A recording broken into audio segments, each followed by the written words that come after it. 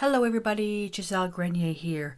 We're starting our segment now working with Burnt Umber, so we're almost at the end of our defining our limited and extended palette.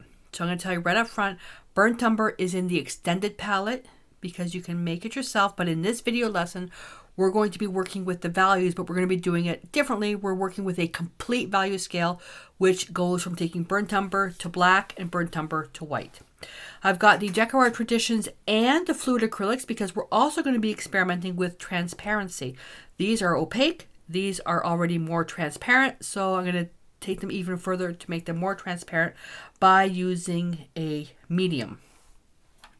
So we're going to work with the value scale first.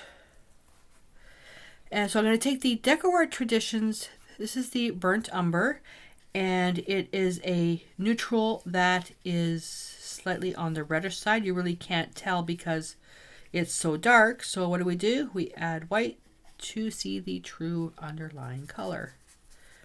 This is one color that I do not like when you add white to it. Let me add a bit more paint there. So what we're going to be doing is we're adding just a little bit of white. Then to that existing mix, add more white, add more white, add more white, add more white. Then we're going to take burnt umber. We're going to add a little bit of black as we go. So you need to make this where there's enough steps in between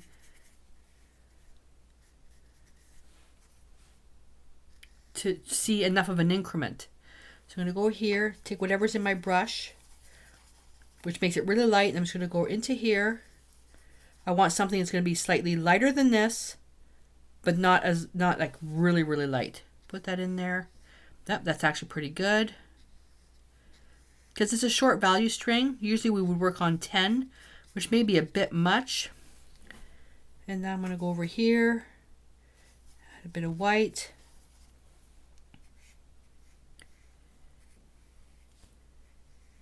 This will just give you an idea of the tinting strength. Does it look dull? Yeah, burnt umber is one color I do not like its values with white. It seems to go really bland. Okay, I'm going to add a bit more white to that. So this would have been good for a longer value scale.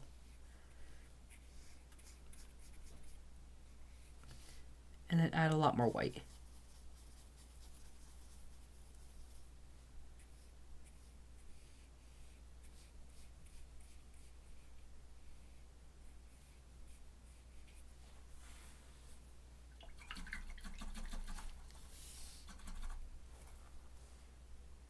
See a good range there. Now we're going to take the burnt sienna. Now we're going to add a little bit of black. You have to go really light on this.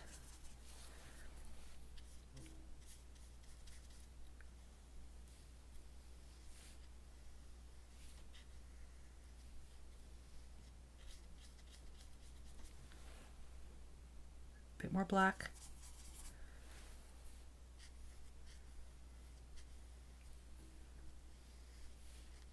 At this point, why even continue? Because it looks black.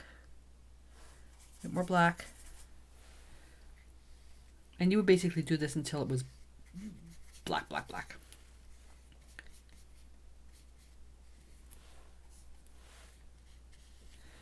So add a bit of white to that to really see how it's grayed down.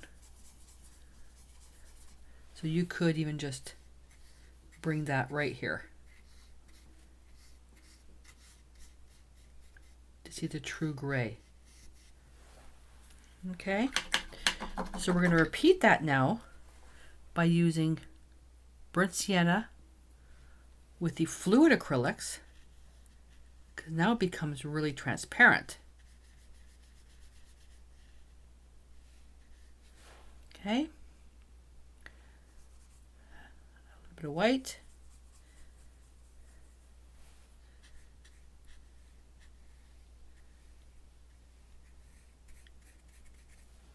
And we're just going to continue on with this.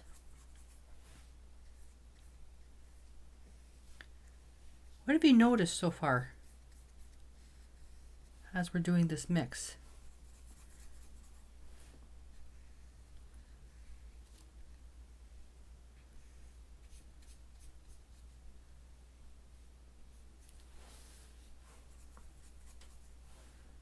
Pop quiz number 1.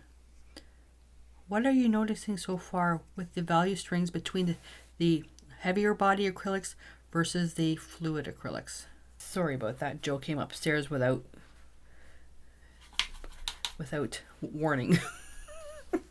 Okay, where are we? Fluid acrylics and fluid acrylic. Oops, just dropped my brush. So, paint with black, just a little bit. I'm gonna go in here. You see with the fluid acrylics how it really looks kind of messy? You really, it's because it's transparent. You can see the brush strokes. So you'll likely want to add another layer. But then at the same point with that, so what's the point? To me, I mean, I love the fluid acrylics and it's great for mixed media when I want to layer the colors. You can get the same effect with a heavier body and then just add medium to it. That way you're only having to stick to one line. The fluid acrylics are nice because it's all consistent. The fluidity is consistent. But to me, if I want to make it thinner, I can make it thinner.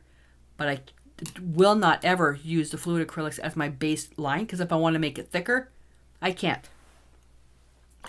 If you add a thicker, if you want to take a thinner fluid opaque paint and you want to make it thicker, like you say you want to do impasto, whatever medium you're going to add, it's going to make it more transparent. So, all right, so we've got that done. Now,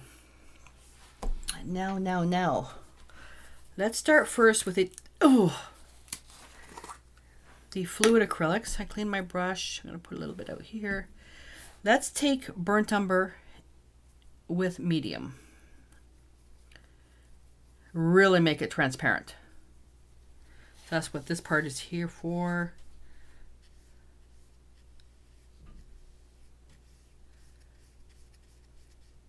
So that's what you can do with a medium.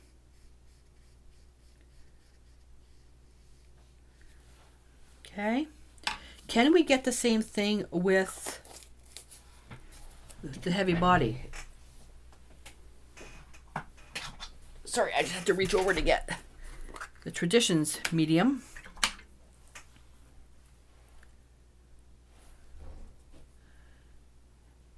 Okay, get the paint in there. So it's the Traditions with the medium. There we go. Works the same way. I pushed this really far. You couldn't do this with water. It would be so weak. There we go.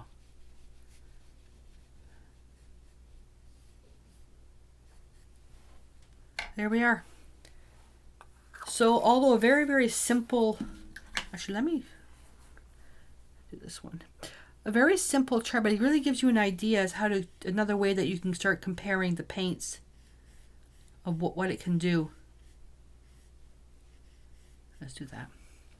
So what I want you to do is I want you to do your, if you have Burnt Umber, fine. If you don't worry about it. Stick with me with two more videos from now where you're going to learn how to make it yourself. But if you have Burnt Umber, take whatever you have in your stash and I want you to make your value scale going towards white and towards black. And then I want you to play with something on making it more transparent. Alrighty, so I'd love to see your pictures. So if you're post it in the community, any questions and your color charts there. If you're watching this on YouTube, please go to the description below, click on the link for the community, and it'll take you right over because you can't post pictures on YouTube. Alrighty, so short and sweet. I hope that you got something out of this lesson. But again, Burnt Umber, not a core color in our palette. It's an extended palette. It's in the extended palette, but we're going to learn how to make it in case you need it.